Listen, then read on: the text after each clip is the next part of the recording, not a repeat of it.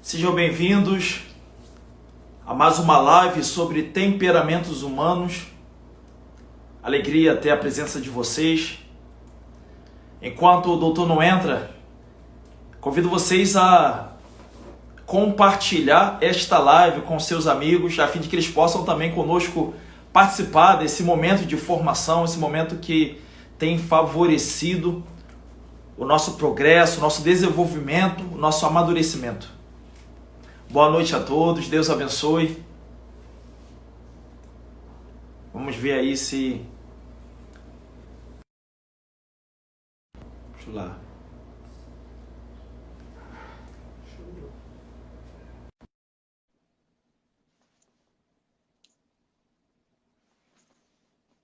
Olá, Júlia. Amanda. Agora sim.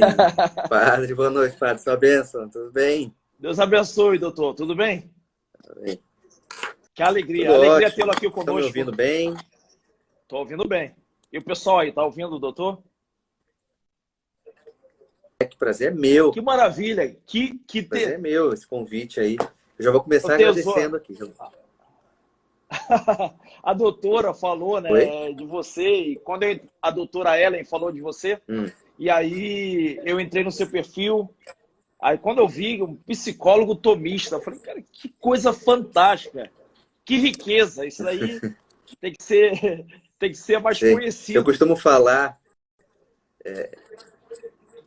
eu concordo com o senhor, eu acho que é uma linha, né, é um pensamento aplicado aí à psicologia que muita gente não conhece e que, de fato, tem ali uma possibilidade gigantesca de mudar as pessoas, obviamente, para melhor. Uma coisa que eu sempre falo é assim, eu, Rafael, sou um psicólogo tomista, é um nome muito grande para mim ainda. Entendeu? Daqui uns 20 anos, quando a gente fazer uma outra live daqui a 20 anos, no Instagram 7.0, aí talvez eu possa falar. Mas eu entendo o que você está falando. E, enfim, é bom poder contribuir e melhor ainda poder falar de assuntos que só de a gente conhecer um pouquinho dele já muda muito, né? A nossa vida, o nosso olhar para as coisas, o nosso olhar para as outras pessoas. Então é sempre um prazer. Obrigado de novo aí pelo convite aí. Eu que agradeço, doutor. Eu queria que você contasse um pouco aí para o pessoal que está entrando na live a respeito do curso, né? Eu entrando lá no seu perfil, eu vi lá um curso muito interessante, provocativo. Fala-nos um pouco a respeito dele. Certo. Seguinte, em 2018, eu fiz a minha primeira turma desse curso. E desde lá eu vou tentando ter 2, 3, até 4 turmas por ano. Agora eu estou abrindo a 7ª turma do Psicologia das Virtudes. Né? É a prática tomista no desenvolvimento humano, no desenvolvimento da personalidade. Para a psicologia tomista, a personalidade é formada através das virtudes. Ou mal formada através do contrário das virtudes, que seriam os vícios, certo? Então, é um curso ali que não é voltado só para psicólogos. Eu costumo falar que, para quem não me conhece, ou quem vai passar a conhecer minha página, eu tento fazer o máximo de conteúdo para pessoas. Então, tudo que eu faço, eu tento trazer para que todo mundo possa entender. Então, não é à toa que no meu curso, na turma 3, teve um arquiteto, por exemplo, não tem nenhuma ligação com a psicologia, fonoaudiólogo, enfim. As pessoas que têm interesse nesse desenvolvimento, no aperfeiçoamento, a palavrinha que eu uso muito dentro do meu trabalho, que é o aperfeiçoamento pessoal, ali tem um convite. Inclusive, vou falar sobre os temperamentos lá também. Né? Então, é um curso que abrange um caminho muito legal, que a gente vai começar, tem a possibilidade de começar a mover-se de uma forma nova. E não nova no sentido assim, tô cansado do modo tradicional, mas não, é aquela ideia meio do museu de grandes novidades, sabe? Então é uma forma nova que ao mesmo tempo é antiga, mas que de alguma forma foi abandonada. Então assim, é uma experiência, padre. E assim, ele é ao vivo. Eu faço questão dele ser ao vivo. Ele é online e ao vivo. Porque eu quero estar aqui presente com vocês também. Então vão ser 3 dias, sexta, sábado, domingo.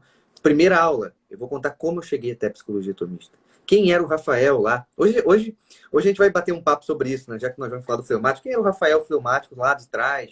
Então, é um curso que ele é muito pessoal e que ele é tão pessoal que ele serve individualmente para cada pessoa. É o que eu costumo, estava conversando com um grande amigo hoje, e ele falou uma coisa que eu vou usar para a vida, que o meu trabalho não é para formar grupo, é para formar indivíduo, entende? Então, esse é um processo assim muito importante. Então, quem tiver interesse, quando acabar a live, por favor, vai lá no meu perfil, lá na bio, tem lá um linkzinho onde tem um vídeo eu comentando algumas coisas, tem um conteúdo programático, enfim, tem um monte de coisa lá. E, óbvio, qualquer dúvida dali, é só me procurar. É só me procurar no direct, enfim, que a gente consegue, obviamente, falar. Certo? Perfeito. Então, aí, vamos botar o pessoal para trabalhar. Aperta no aviãozinho aí, vai marcando o pessoal para espalhar essa boa notícia e damos início aí à live sobre temperamento fleumático. Quer dizer que o senhor é fleumático também, né? Pois é, cara. Eu sou fleumático e assim, eu vou fazer uma confissão. A primeira vez que eu li sobre temperamento, eu estava, inclusive, foi um padre que estava lendo para eu e alguns amigos.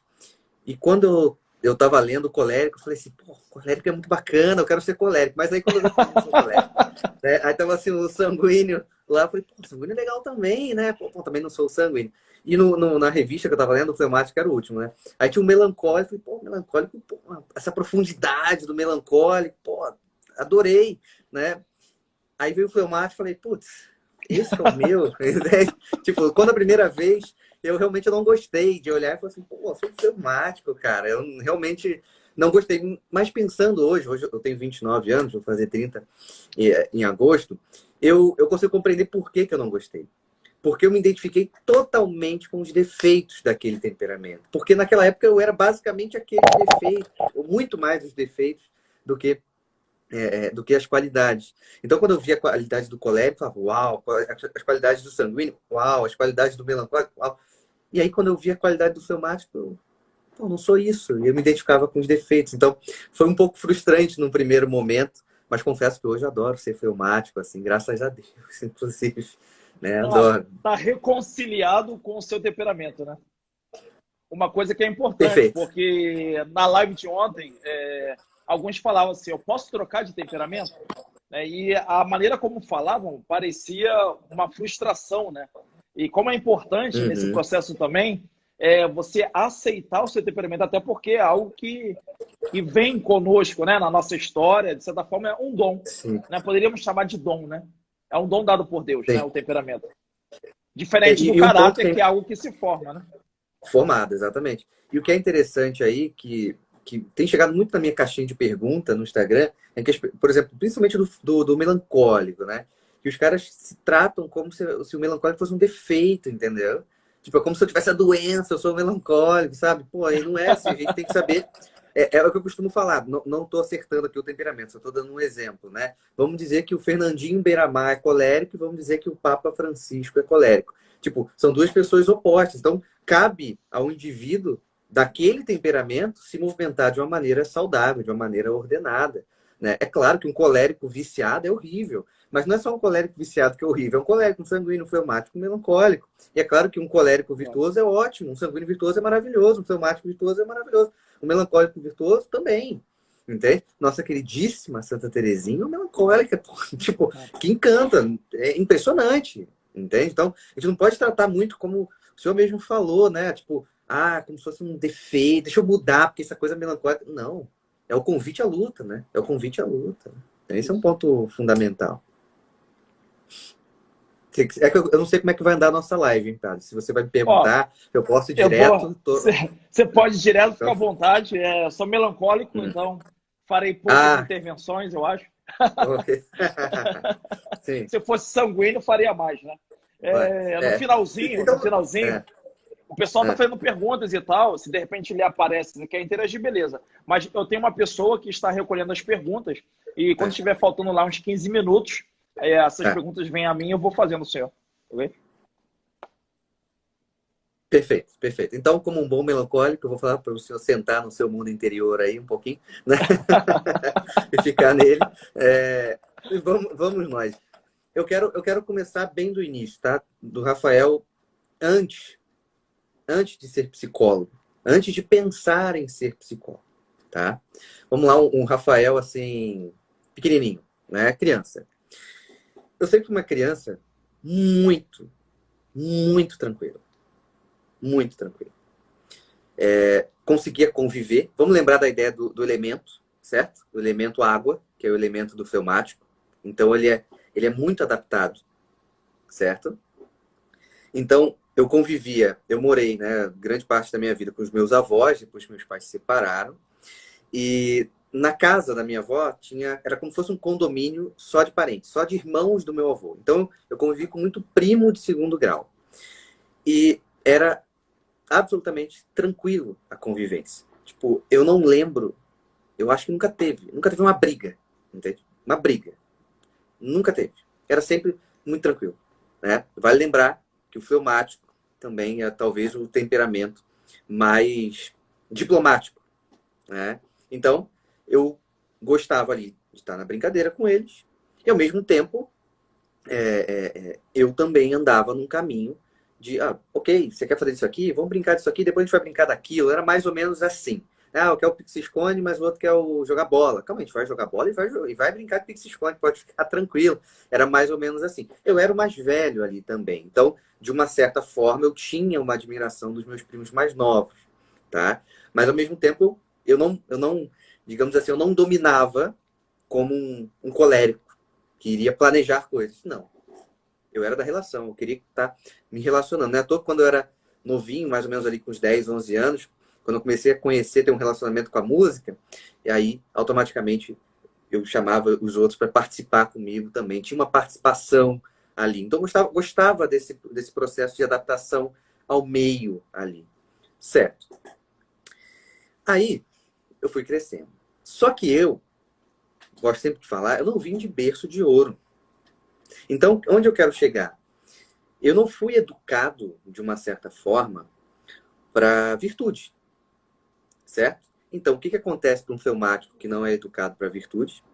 Ele começa a ficar mais preguiçoso, certo? Ele vai tendo uma preguiça que vai atrapalhando tudo. Então, quando eu tinha lá meus 13 anos, eu entrei na escolinha de futebol, devia ter uns 7. Eu tô bem aqui, infância e adolescência mesmo, né? E eu gostava muito de videogame. E é óbvio que entre jogar bola na escolinha de futebol e jogar videogame, com videogame eu poderia jogar debaixo da coberta, não é isso? Na cama, não é isso? Ou no sofá, com o biscoito do lado, né?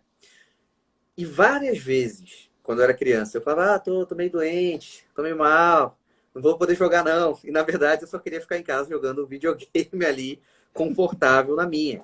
Até porque, daqui a pouco a gente vai falar sobre isso, mas o fleumático ele tem um objeto junto da vida dele, que é um sofá, né? Porque ele está sempre buscando um lugar para sentar, para se encostar, né? Não é à toa que aqui atrás, o lugar onde eu trabalho, aqui atrás tem um sofá, né? E não é qualquer sofá não, sofá-cama ainda, né? Que é o nível 2 da coisa, né? Então, então eu fui ali sendo uma criança, um pré-adolescente, um adolescente, muito preguiçoso, justamente porque eu não fui educado ali. Então, basicamente, eu comecei a partir da pré-adolescência a fazer somente o que era confortável para mim. Ponto. Então, Rafael, você foi um bom aluno? Eu era aquele aluno assim, a média é 6. Se eu tirar 5,9, ó, tá top, entende? Tá excelente, porque eu não quero perder muito tempo estudando, né? Eu não quero perder muito tempo ali. Não é confortável para mim. Então, eu fui sendo ali totalmente desregrado nesse sentido. Então, é óbvio que a minha alimentação também era uma alimentação ruim. Porque se eu só busco esse conforto, não é um conforto somente físico, de estar sentado, de estar ali bem acomodado. É um conforto de uma forma geral, certo? Então, até a alimentação. Isso aqui é saudável? Não. Eu prefiro aquele ali que é gostoso. Bebe água, Rafael? Não, quero beber Coca-Cola, sabe esse tipo de coisa? E era esse o ponto. Só que, como eu falei, eu não tive uma família de uma certa forma rígida.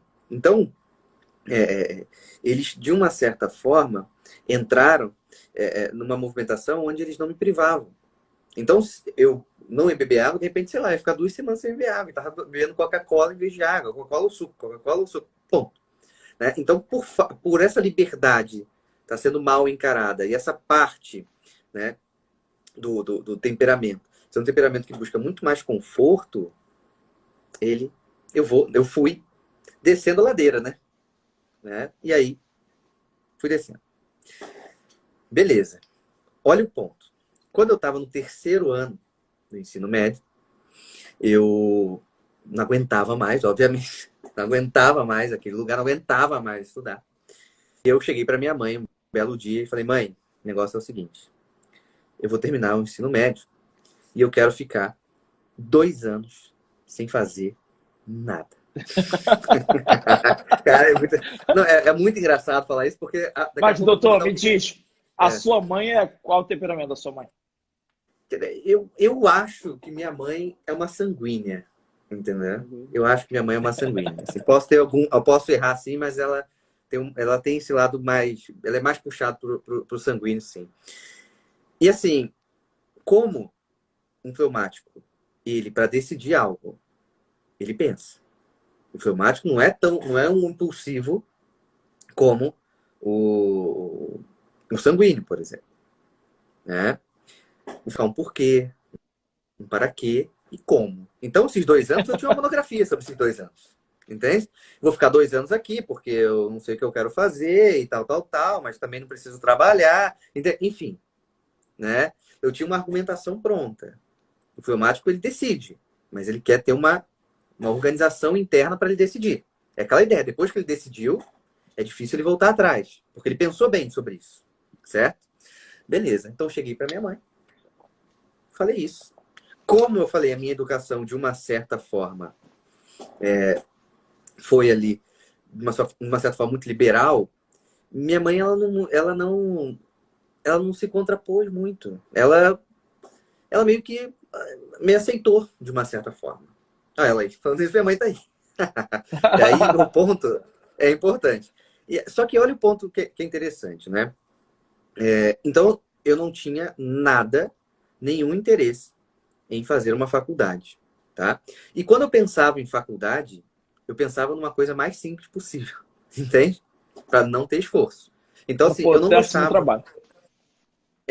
Eu não gostava, assim, mas, por exemplo, a única coisa que poderia passar na minha cabeça seria uma educação física, porque na minha cabeça, educação física seria uma coisa muito simples de se fazer, entendeu? Na minha cabeça, maluca lá, de 16, 17 anos. Maluco. Beleza. Aí, no Natal, eu costumo falar até, a primeira aula do curso eu falo sobre essa experiência, que eu costumo falar que são alguns milagres. Então, temos aí no dia 24, dia 25 de dezembro, né? Lá no ano de 2008, eu tô ali, na mesa de família, tava minha avó, minha irmã, meu avô, minha mãe, eu acho que meu padrasto também tava lá. E aí, eu olhei para minha mãe e falei assim, eu vou fazer um vestibular para psicologia. Tipo, não faz sentido até agora, com o que eu contei, eu chegar para minha mãe e falar isso, mas foi isso que eu falei. E eu lembro que ela olhou para mim e ela não tinha nem o que falar. Ela falou, tá bom, sabe? Ela estava mais assustada do que, sei lá, porque já tinha visto um fantasma. Só que ela viu o filho dela falando que vai fazer uma faculdade. Sendo, sei lá, um mês atrás, ele falou que ia ficar 2 anos sem fazer nada. Entende? Então, sei lá, eu tava com 1 mês de férias, talvez, né? Menos de 1 mês de férias do ensino médio, eu tinha acabado e tinha decidido ir para a faculdade. É claro que aqui, né, eu não escolhi do nada. Eu tento achar alguns elementos para a escolha da psicologia e, de uma certa forma, eu fiz uma aula no ensino médio de filosofia e tinha um caso da morte de um garoto e tal, aquilo me chamou a atenção e meio que eu fiquei com aquilo na cabeça. Tipo, por que ele fez isso? Porque foi um suicídio e tal, foi uma história pesada e tal. Eu posso falar que isso me levou um pouco para a psicologia, mas eu não posso falar que teve uma razão, assim, por isso que eu falo de alguns milagres, porque eu ainda não consegui explicar por que eu escolhi a psicologia totalmente, tá? Beleza, mas eu tinha escolhido a psicologia. E aí vai Rafael começar a psicologia naquele ritmo maravilhoso de ensino médio, né? Não lê direito, não quer estudar. E aí na psicologia, uma faculdade de humanas, né? Psicologia principalmente, você entra na faculdade, primeira semana, primeira matéria, ó, 3 xerox, a outra mais 4 xerox, você tem que ler tudo para a aula que vem. Você tem lá, sei lá, 50 textos para ler. Muito texto. E é óbvio que eu não li. Isso é óbvio. É óbvio. Eu cheguei, é óbvio, o milagre não era tanto assim, né? Não era tanto, né? Então, assim, eu tava lá dentro. Milagre é um processo, né? Pois é. Então, assim, não é uma plim, né? Então, assim, já entrei, né? Já entrei. Então, Eu passei o primeiro período eu passei direto, assim, mas, assim, eu li muito pouco. É claro que o fleumático, que também não quer esforço. Quando que é a prova? Ah, dia 7. Ah, então beleza, dia 6, 5 horas da tarde eu vou começar a estudar. E aí vou reclamar porque tá ruim. Então, foi um primeiro período muito assim, muito complicado nesse sentido, tá? Porque eu não conseguia desenvolver. E eu fui percebendo que lá dentro não era o ensino médio. Precisava-se de algo a mais, certo? Beleza. Só que eu tenho que vincular isso, padre, necessariamente a minha conversão. Porque até aí eu não era nada. Não tinha preocupação nenhuma com religião, não tinha preocupação. Era um agnóstico que dava uma flertada com ateísmo. Tá? Eu era esse o cara. Não é à toa que no primeiro período a professora falou assim, ó, no segundo período nós vamos falar de Nietzsche. Eu falei, meu Deus, Nietzsche é isso, porque Nietzsche é popstar, né? Nietzsche é um popstar ali. Eu falei, pô, é isso que eu quero. Fui na Saraiva, qual livro do Nietzsche você tem? Eu tenho esse, você me dá todos, porque agora você... Entende? Tipo, porque esse era o único, era uma referência que eu conhecia de uma certa forma. Só que, por acaso, essa professora saiu. E não foi a professora do segundo período. E aí, não falou do Nietzsche ali, no segundo semestre da faculdade. Olha que coisa, né? E aí, naquele período também, uma vez eu estava sentado na mesa, tinha uma colega de classe do meu lado, ela estava com o livro aberto, o livro não tá aqui qual era, tá ali atrás, mas tudo bem, vocês vão conhecer o nome, porque não é um livro desconhecido. Ela estava com o livro aberto, estava mais ou menos assim. E sabe, quando você está sentado numa pessoa, perto do colega de classe, você olha assim, lê e fala assim, pô, interessante isso aí, né? Aí, obviamente, eu perguntei para ela, que livro era esse? E era o Confissões de Santo Agostinho.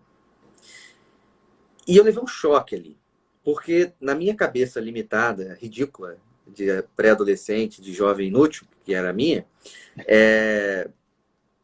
eu jamais imaginava que um santo poderia falar de uma forma tão espetacular como o Santo Agostinho falou no Confissões.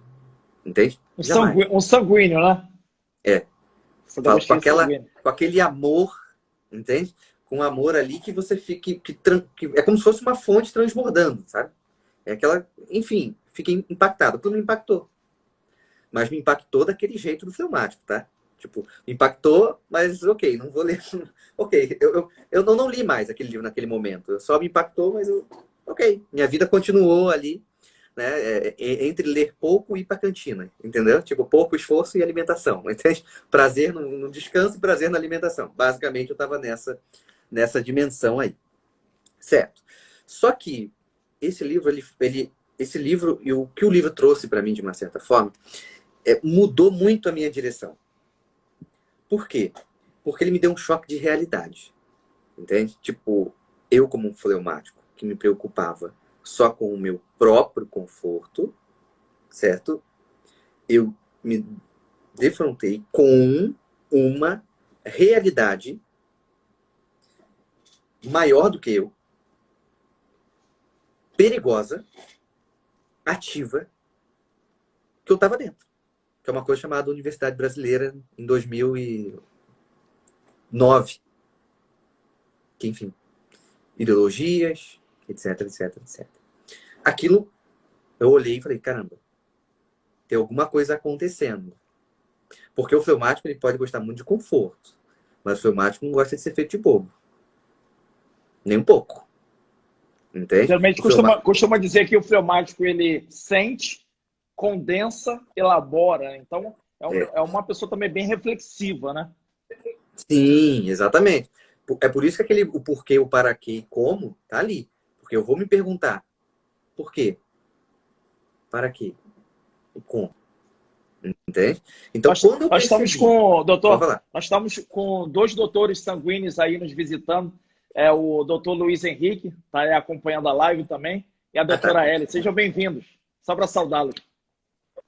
Grande Luiz e grande.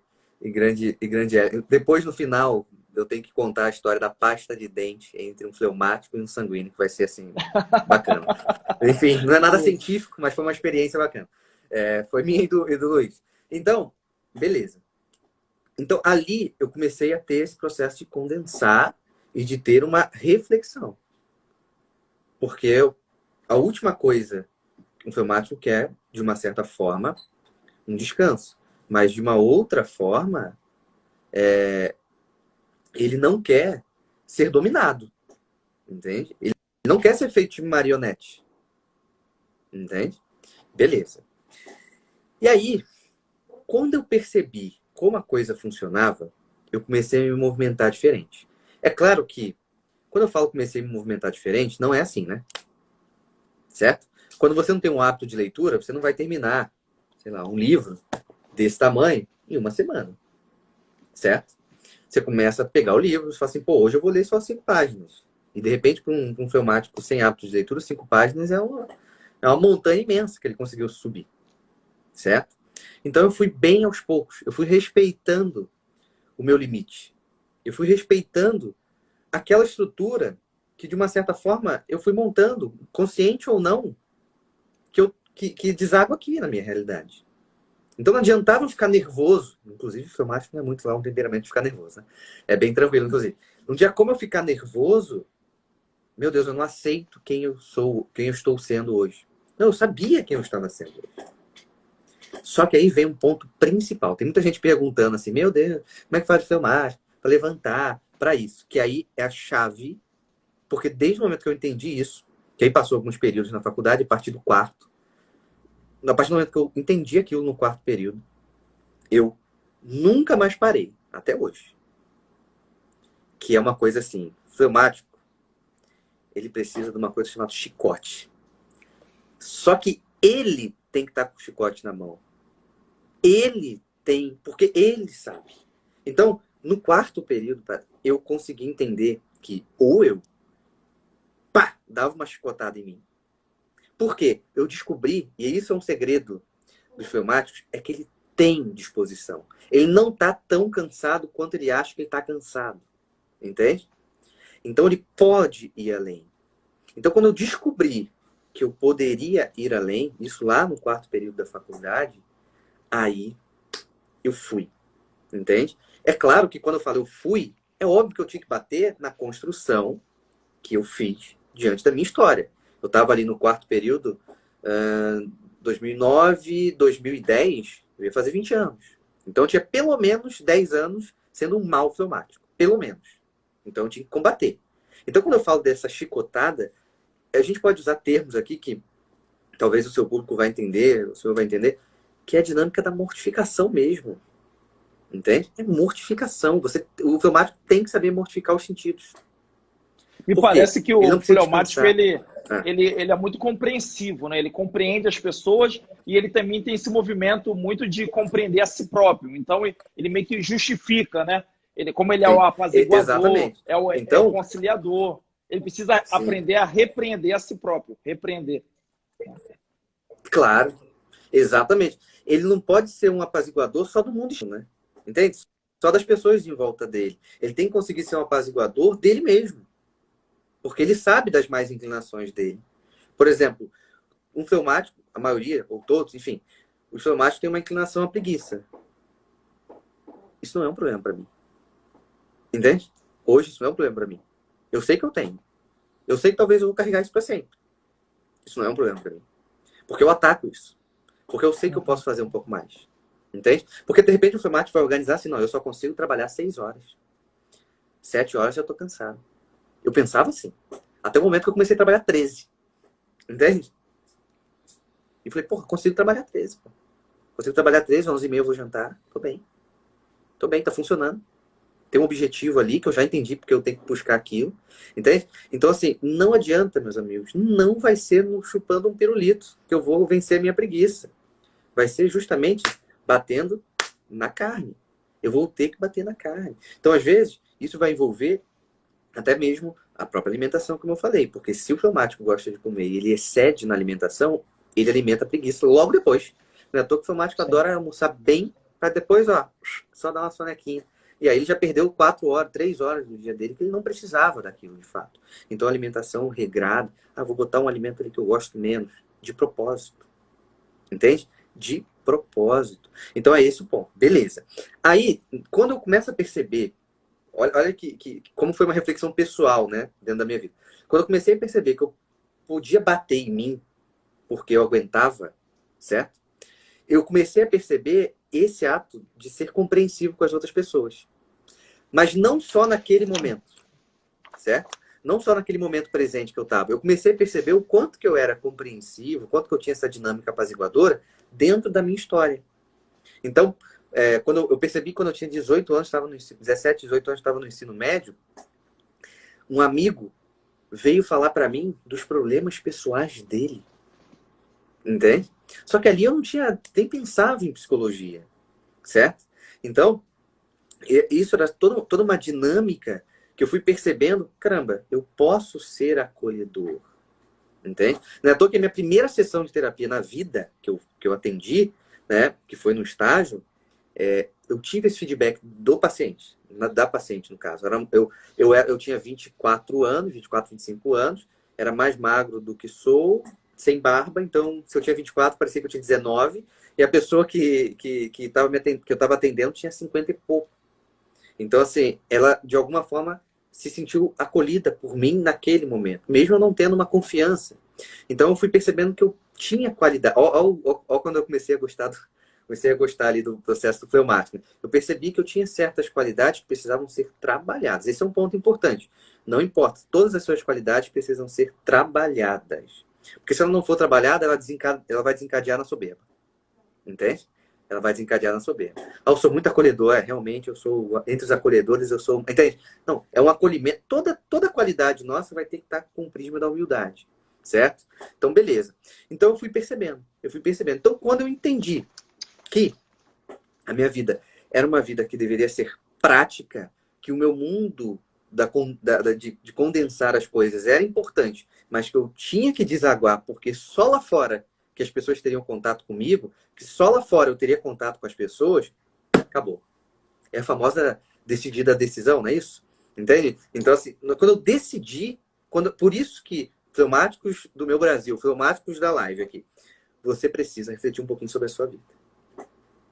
Entende? Pra você notar assim, calma, eu tenho que ir naquela direção. Rafael, mas você não tinha medo? Mas é óbvio que eu tinha medo. Eu sou um ser humano. Né? Você tinha incerteza? É óbvio que eu tinha incerteza. Certo? Então, é um processo que eu tinha que ir em frente. Com coisas me marcando, com coisas me machucando, que é normal, é a vida. Entende? É a vida. É a vida então, real. ali... Exatamente. E aí, qual foi o ponto? Quando eu cheguei no 5º período, eu botei na minha cabeça assim, vou sair da psicologia. Vou desistir da psicologia. Por quê? Porque no 5º período eu tive a clareza da dinâmica de uma universidade. Então, assim, ouvi absurdos lá dentro, coisas sem pé, sem cabeça, a ideologia braba, os alunos se perdendo, enfim. Aí eu pensei assim, não tem como eu mudar isso. Eu não tenho força para mudar isso. Então, eu vou embora. Tá tudo bem, entende? Eu não estava ali frustrado, tá tudo bem, eu não vou conseguir resolver a situação da psicologia. E aí, costumo chamar de outro milagre, né? O que acontece? E aí eu conheci um padre, tal. E aí eu falei pra ele, né? Padre, vou sair, tal. Ele falou assim, não, vai sair não. Existe a psicologia atomista. Aí eu falei, o que é isso? Não sei o que é isso. E aí, ao me apresentar essa psicologia, eu não saí da faculdade, não só não saí, como posso falar que no 5º período adiante foi onde eu de fato entrei numa dinâmica de leitura muito melhor. A leitura de dinâmica de leitura melhor é, por exemplo, deixa eu ver se eu tenho aqui perto de mim. Aqui, ó, tem, por exemplo. Foi uma leitura, eu não me importava se o livro era espanhol ou não. Entende? O livro espanhol, naquele momento, me dava muito mais trabalho. E eu sentava, abria o livro em espanhol, abria um dicionário, abria o tradutor e começava a ler em espanhol. Hoje, eu vou abrir um livro em espanhol e vou ler como se eu estivesse lendo um livro em português. Eu não fiz curso. Foi porque eu entendi um porquê, um para quê e como. Entende? A minha profissão, naquele momento, ela fez sentido para mim. Entende? E aí, o meu temperamento não me limita, pô. Porque eu sou mais do que o meu temperamento. É aí que a gente tem que entender a coisa. Né? É aí que a gente tem que entender a coisa. Eu entendo as mais inclinações. Eu sei que eu tenho as mais inclinações, eu sei disso. Só que, quando eu entendi que eu tinha um porquê, um para quê e como, pronto. Entende? Fui pra cima. Então, não é à toa que, por exemplo, a minha monografia foi sobre a psicologia atomista. E a pessoa, como você fez isso? Se você não entrava tanto em conflito na faculdade, não entrava em conflito na faculdade. Eu costumo falar que na faculdade eu fui um sniper, com 2 balas só. Entende? Então, para eu ter 2 balas, eu tinha que dar 2 tiros. Eu tinha que saber, e um desses tiros foi na monografia. Então, quando eu tive um porquê, um para quê e um como, eu comecei a me movimentar. Só que eu tive que juntar esse porquê, para quê e como com a dinâmica da mortificação. Com a dinâmica total da mortificação dos meus sentidos. Por quê? Eu mostrava para o meu corpo que quem mandava era eu. Aí veio o ponto. Quem mandava era eu. Então eu tinha que fazer isso aqui, eu tinha que fazer aquilo lá, e ponto. Só que tudo, a gente só para a gente só vai parar da possibilidade de evoluir, de crescer. O outro tiro, um outro, o Michel tá perguntando qual foi o outro tiro, é verdade. Né? O outro tiro foi achar o orientador, entendeu? Foi achar o orientador. Eu tive que mirar bem no professor e pá. Foi o primeiro tiro que era esse mesmo. Eu fiz um pedido só para um professor, não fui mais de um, e ele aceitou. Só que o que eu ia falar? Que o informático esquece rápido, eu esqueci o que eu estava falando, inclusive que eu perdi de distrair completamente agora com o Michel falando do outro tiro. Foi engraçada a pergunta dele. Pois é. Então, o que eu estava falando era da dinâmica da... lembrei. Da dinâmica da mortificação. E do desenvolvimento. Todos nós, só vamos parar de ter a potência de se desenvolver quando a gente morre. Enquanto a gente está vivo, a gente pode sempre melhorar, certo? Então, lá atrás, na faculdade, eu percebi que eu estava muito melhor. Comparado aos anos antes da faculdade, certo? Beleza. Só que eu começo a trabalhar. Quando eu começo a trabalhar, eu já não tenho a rotina da faculdade, que eu tenho que ir lá, eu tenho que sentar, eu tenho que assistir a aula, alguém mandou um texto, o professor mandou um texto, eu tenho que ler, e tal. Existia uma rotina que eu tinha que só que entrar ali, certo? Beleza. Quero voltar um ponto que eu deixei passar, coisa um pouco de filmático. Alguém falou aí, né? Filmático era tímido, né? Eu fui um adolescente com boca e não falava. Entende? Pensava muito. Não era a questão do guardar, do melancólico. E eu acho que o senhor vai me entender bem isso aqui, já que o senhor é melancólico. Não falava. Tudo estava bom. Então, e tinha essa timidez, sim. Por isso que as pessoas se assustaram não só em eu fazer uma faculdade, mas fazer uma faculdade de psicologia. Porque eu tenho que falar, pô. Como é que eu vou atender um paciente sem falar? Entende? Mas tudo bem. Então, beleza. Quando eu saí da faculdade e fui fazer o meu caminho individual, aí eu tinha que organizar a minha própria vida. O que eu vou estudar, por que eu vou estudar, etc, etc, etc. E, além disso, os atendimentos. Eu fui fazendo essa dinâmica. Uma coisa que me ajudou muito foi ter objetivos, claro. Né? Eu tenho que ter objetivos a curto prazo e que eu possa corresponder a ele de maneira objetiva. Então, por exemplo, eu criei uma página no Facebook, lá em 2014, 2015. E eu tinha o objetivo de fazer o quê? Traduzir o trabalho aí. Olha o filmático que não gosta de trabalhar. Estou trabalhando, né? Traduzir psicólogos dessa linha, porque não tinha nada, ninguém falando isso em português. Traduzir os caras que eram, de repente, espanhóis, de repente tinha texto em inglês. Eu tinha que tentar traduzir, nem que seja pedacinhos de textos, para jogar na minha página e as pessoas terem acesso a esse conteúdo. Ponto. Então, minha vida de 2014 até 2017, online, tirando os atendimentos online, né? Foi só isso.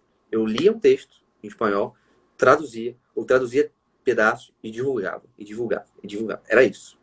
É um trabalho quase robótico ali, de uma certa forma. Beleza. Quando eu venho... Porque, como eu falei, olha aqui agora eu vou chegar... Muitas pessoas falam assim, como assim você foi mágico? Agora eu vou chegar na minha vida hoje. Ok?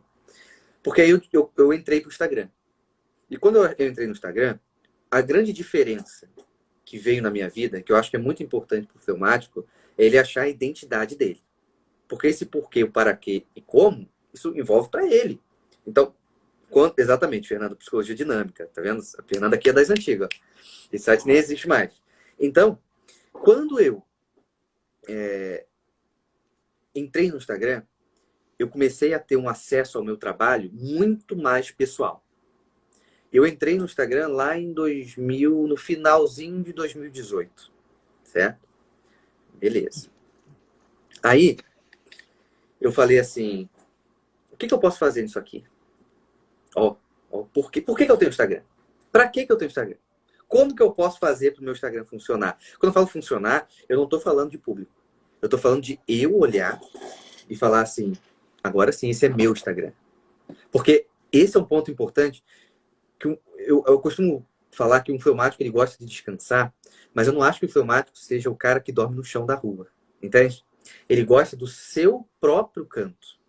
Ele tem as fronteiras. Entende? Sabe, eu tinha um professor, abrindo um parênteses bem rápido, no modo fleumático aqui, que ele falava que ele tinha um nervoso danado quando ele via a propaganda da TIM, que falava que era viver sem fronteiras. Entende o ponto?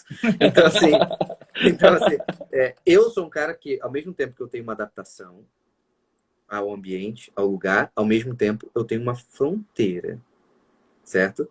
Que é minha, certo? Então, quando eu falo do descanso fleumático, não é qualquer lugar, entende? Eu tinha ali os meus lugares. Beleza. Então, o que eu estou querendo dizer? O fleumático, já que eu estou falando só do fleumático hoje, né? O fleumático ele precisa ter uma autenticidade naquilo que ele faz. Aquilo que ele faz precisa ser dele. Precisa ter a marca impressa dele. Só que se eu sou um fleumático desordenado, como é que eu vou saber qual é a minha marca, né? Se eu nunca parei para pensar sobre a minha própria pessoa. Beleza, vamos lá. Então é como se ele precisasse encontrar a identidade dele, né? Identidade. Quando o senhor fala da marca, é identidade. Essa identidade. Exatamente. Essa identidade, porque aí ele vai assinar as coisas. Sim. Eu que fiz isso aqui. E aí, quando eu achei minha identidade, aí eu fui um foguete. Por quê? Eu comecei a escrever texto pro Instagram. Eu poderia escrever um texto por semana, mas eu escrevo 5 por semana. Então é um texto por dia. E olha o ponto. Às vezes o fleumático não é muito organizado. Ou quase sempre ele não é muito organizado. Então eu não tinha texto reserva. Então todo dia eu acordava mais cedo. Se meu atendimento era 8 horas da manhã, eu acordava às 7. Tomava meu café, sentava, ia fazer um texto sobre algum assunto. Ia fazer a arte do texto, porque eu que faço as artes todas na minha página. Ia publicar. Todo dia eu ia fazer isso. Porque às vezes no final de semana eu não conseguia fazer. Liga pra mim. Aí, depois, eu pensei assim, caramba, eu posso fazer poemas, porque eu gosto de poemas, sempre gostei. Então eu vou fazer poema agora. Aí eu fiz poema, não, mas só poema não basta. Eu vou fazer um poema que ele é em vídeo, onde eu vou narrar e eu vou pegar imagens. Então eu trabalhava a minha observação das coisas, minha audição, essa observação que é através dos olhos e dos ouvidos, e editava o vídeo, fazia um poema. Então eu começava a fazer o seguinte, era texto todo dia e poema todo dia, além de, sei lá, 10, 11 horas de atendimento. Ok? Segunda a sexta. O atendimento também atendo no sábado. Beleza. Aí eu falei assim, mas eu gosto de podcast. Olha a identidade. Eu gosto de podcast. Eu quero ter um podcast pra mim. Aí eu fui abrir um podcast. Aí eu editava o podcast. Porque vale lembrar, né, gente? Quando a gente tá numa página pequenininha, às vezes a gente não tem muita gente pra ajudar, não, né? Entende? E se eu for ficar esperando, eu não vou fazer. Não, tem que fazer. Isso é responsabilidade minha. Ponto. E aí eu fui lá e fiz um podcast. Botei ele no Spotify, botei ele no Deezer, botei no iTunes, botei no SoundCloud. Eu editava o podcast, eu ouvia todo ele, tal.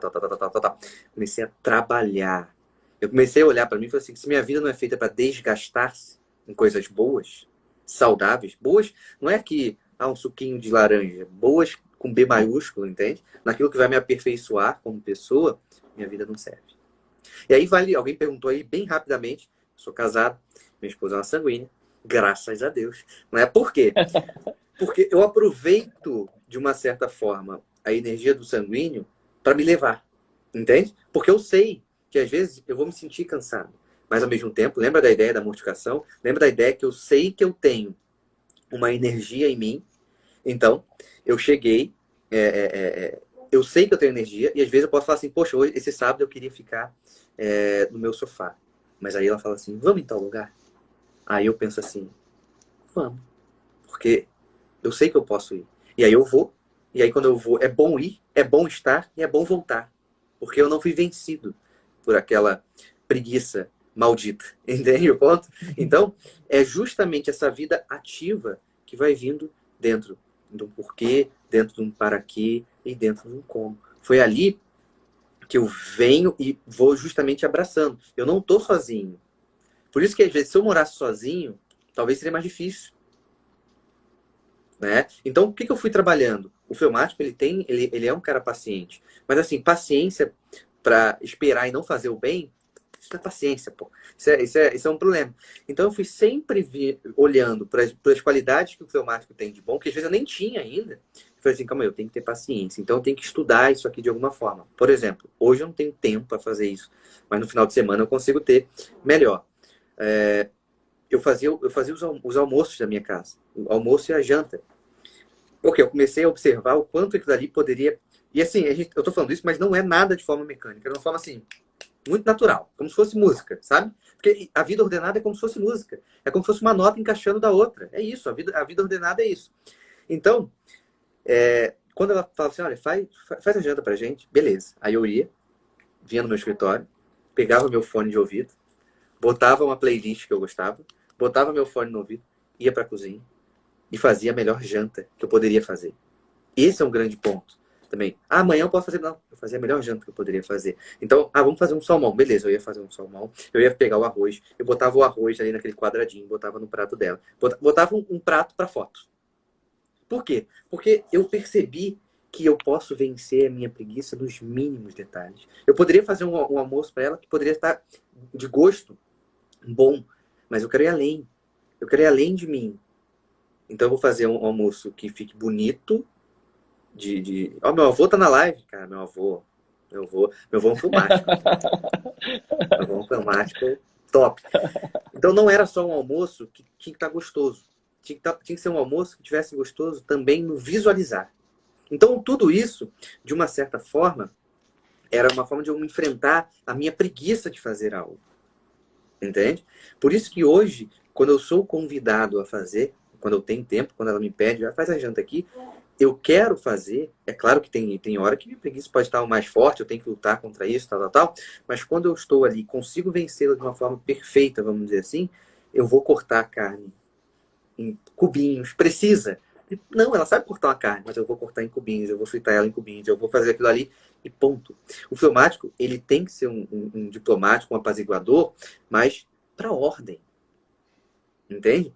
Para ordem. Então eu vou fazer o meu esforço para que essa ordem ela reine de uma certa forma, do modo saudável. Por isso, resumindo, por quê, para quê e como, mortificação, você não está cansado quanto você pensa, vai lá e faz. Claro, exercício físico vai ser importante? Vai, porque é bom que o seu corpo esteja ali trabalhando bem para que ele possa enfrentar a preguiça, óbvio. Né? Quanto mais tempo eu fico afastado no exercício físico, a tendência é a minha preguiça ficar mais forte. Mas quanto mais tempo eu estou próximo do exercício físico, a minha preguiça é menor, certo? É claro que, assim, quando a gente enraiza tão bem essa dinâmica, até mesmo sem exercício, a gente consegue ir. Só que a gente vai carregar um corpo que já não está querendo ir tanto. Então é melhor a gente evitar as questões. Mas basicamente seria isso. Eu não sei como é que está o tempo aqui, eu vou dar uma parada, porque provavelmente tem muita pergunta ou não tem, enfim. Muitas perguntas. Estava tentando aqui meio que resumir.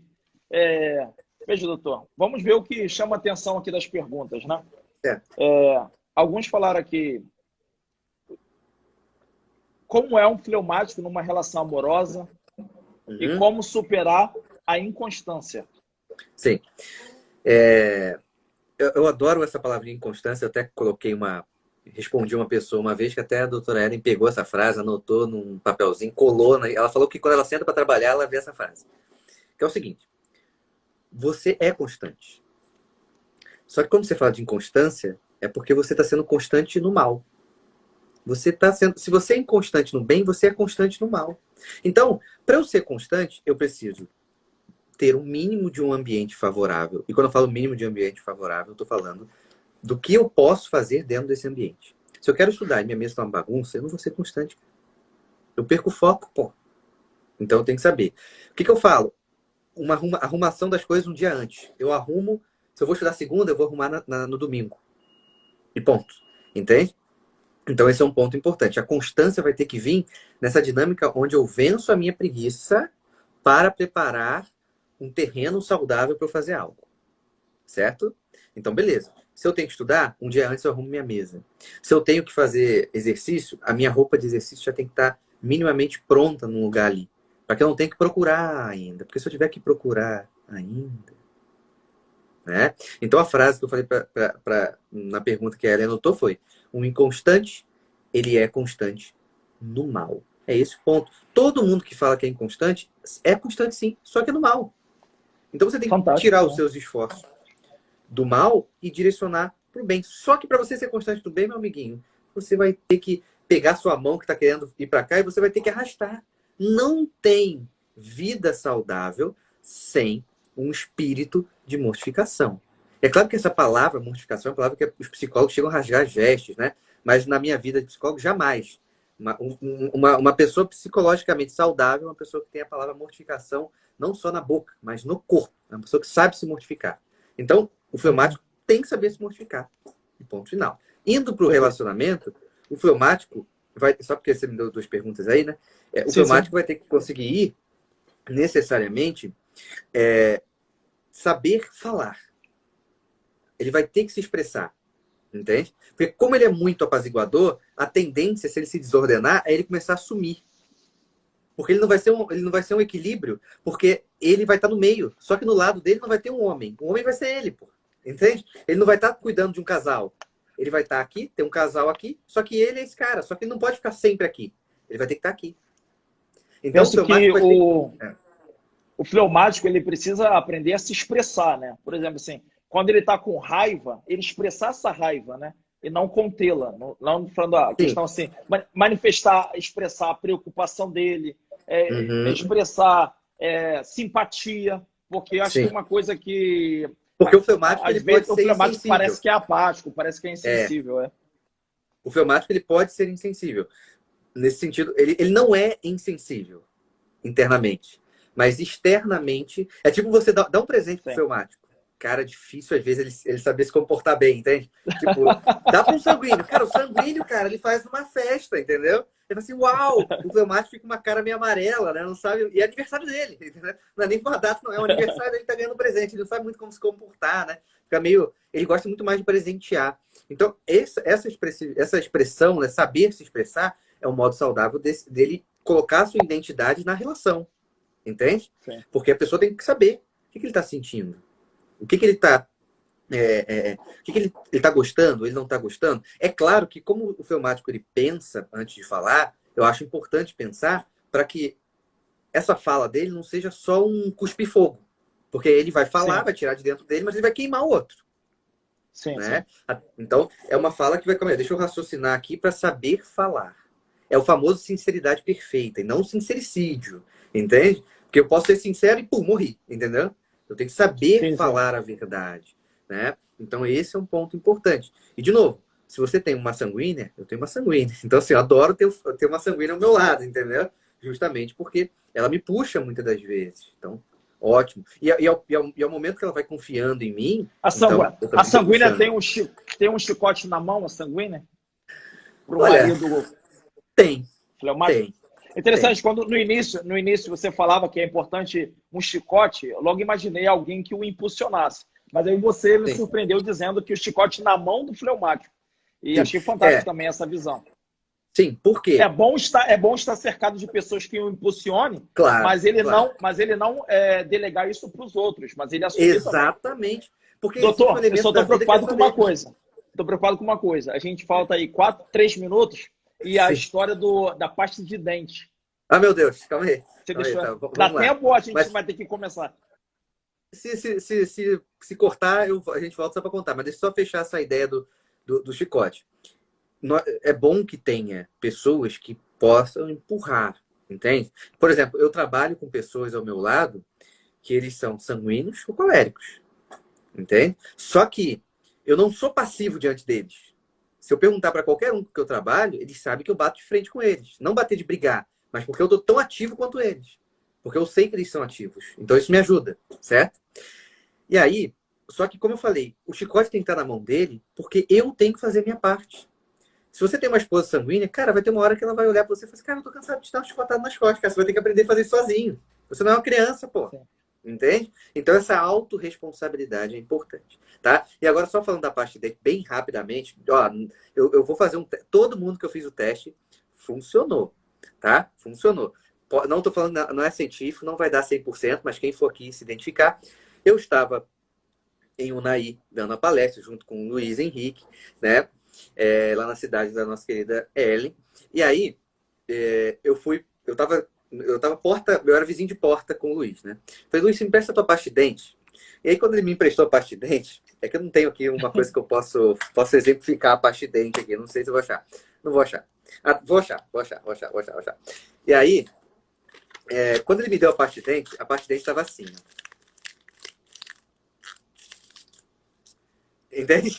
Já foi uma pasta de dente assim. Ok? Aí eu olhei para a pasta de dente e falei, não, depois te devolvo. Aí eu fui escovar o dente. E aí eu peguei a pasta de dente. Certo? E aquela pasta de dente que a tampa dela é maior, certo? Aí eu entreguei na mão dele, depois que eu usei e tal. Aí depois eu encontrei com ele lá na palestra. Ele falou assim, Rafael, eu nunca consegui deixar uma pasta de dente em pé na vida. E depois que você me devolveu, foi a primeira vez que deixou... Claro, o sanguíneo ele não pensa para escovar o dente. Não tá na pasta, ele simplesmente pega e aperta. Ponto. Calma aí. A pasta de dente tem um... Deixa... Por quê? Por que ela é assim? Porque ela tem que ficar em pé. Por que ela tem que ficar assim? Então, de vez em quando eu até pergunto, eu sou fleumático ou sanguíneo? Eu falei, como é que você pega uma pasta de dente? Ah, pega assim? Então você é sanguíneo. Então, assim, repara nisso, né, cara? Como às vezes não tem nenhuma preocupação aí, mas é uma história que foi muito engraçada. Eu e o Luiz, assim, foi muito engraçado porque quando ele me deu a pasta, depois que ele falou da pasta, eu olhei pra ele e falei assim, cara, a minha esposa segura a pasta de dente igualzinho você, cara. Isso é mal de sanguíneo. Então, assim, esse ponto é muito divertido aí de ver também. Olha o ponto. É divertido. Doutor. Às vezes, de vez em quando dá briga isso, né? Mas tudo bem. Falta um minuto. Tá acabando já. Doutor, muito obrigado. Eu vou te desafiar depois para ver se o senhor volta conosco aí semana que vem, depois. Mas eu queria agradecer desde já a sua prontidão, a sua disponibilidade e dizer, galera, seguem o doutor, né? Ele tem muito conteúdo lá que vai nos ajudar no amadurecimento, no desenvolvimento, aperfeiçoamento da nossa personalidade. Então, @psi.Rafael de Abreu. Obrigado, doutor. Deus abençoe ao senhor, seu trabalho, sua família e também aqueles que estão aqui conosco. Em nome do Pai, do Filho e do Espírito Santo. Amém. Amém. Obrigado, Padre. Tchau, tchau. Valeu. Tchau, tchau. Tchau, mãe. Tchau, vô. Tchau, todo mundo.